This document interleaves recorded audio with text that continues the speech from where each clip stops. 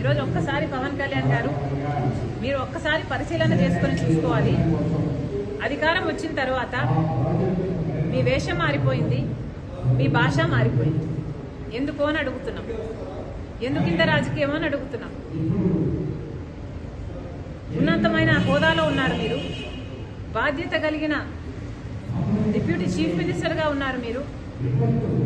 మీ హోదాలో మీరు అన్ని వర్గాలకు మీరు న్యాయం చేయాల్సిన అవసరం ఉంది. అన్ని మతాలను సమానంగా చూడాల్సిన అవసరం ఉంది. అలాంటి మీరు ఈరోజు ఒక మతమే ముఖ్యము అన్నట్టు మీరు వ్యవహరిస్తున్నారే, ఇదేమైనా పద్ధతిగా ఉందా?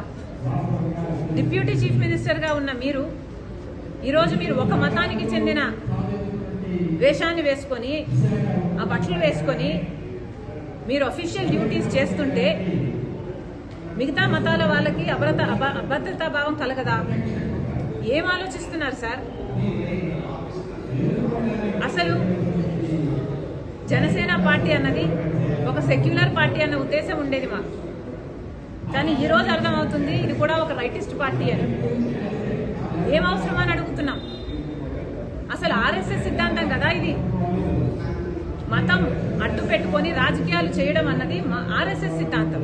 ఆ సిద్ధాంతాన్ని బీజేపీ అనుసరిస్తుంది అంటే అర్థం ఉంది. మీరెందుకు ఆ సిద్ధాంతాన్ని ఎత్తుకున్నారు? మీరు కూడా బీజేపీ లాగా ఏమైనా ఆర్ఎస్ఎస్ మీరు కూడా ఏజెంటా, డబుల్ ఏజెంటా? మోడీ డైరెక్షన్ లో కదా జరుగుతున్నది యాక్టింగ్ అంతా. మోడీ గారు డైరెక్ట్ చేస్తున్నారు, పవన్ కళ్యాణ్ గారు యాక్టర్ గా మారారు. ఎందుకని అడుగుతున్నాం. మీరా రాహుల్ గాంధీ గారి గురించి మాట్లాడేది ఏమైంది సార్? మణిపూర్లో క్రైస్తవుల ఊచకోత చేస్తే బీజేపీ పార్టీ, ఇదే మోడీ గారు ఎందుకు మాట్లాడలేదు మీరు? మరి ఇప్పుడు ఒక మతమే ముఖ్యమన్నట్టు మీరు మాట్లాడుతున్నారే, మరి ఆ మతానికి చెందిన వాళ్ళు మనుషులు గారా? ఆ మతానికి చెందిన వాళ్ళు మీకు ఓట్లు వేయలేదా? మీరోజు ఒక హోదాలో ఉన్నారు, ఒక పదవిలో ఉన్నారు, కనీసం ఆలోచన కూడా లేకుండా మీరు మిగతా మతాలు ఏవి ఇంపార్టెంట్ కాదన్నట్టు ఒక మతాన్నే భుజాన వెతుకుంటే మరి మిగతా మతాల వాళ్ళంతా ఏమనుకోవాలండి మిమ్మల్ని?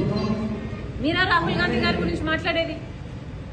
ఒక పక్క ఊచకోత జరుగుతుంటే ఇంకో పక్క రాహుల్ గాంధీ గారు బీజేపీ పార్టీ మణిపూర్లో ఊచకోత చేస్తుంటే, గౌతరాలైనా మణిపూర్ అయినా దీనికి అంతటికీ కారణం బీజేపీ పార్టీ కాదా?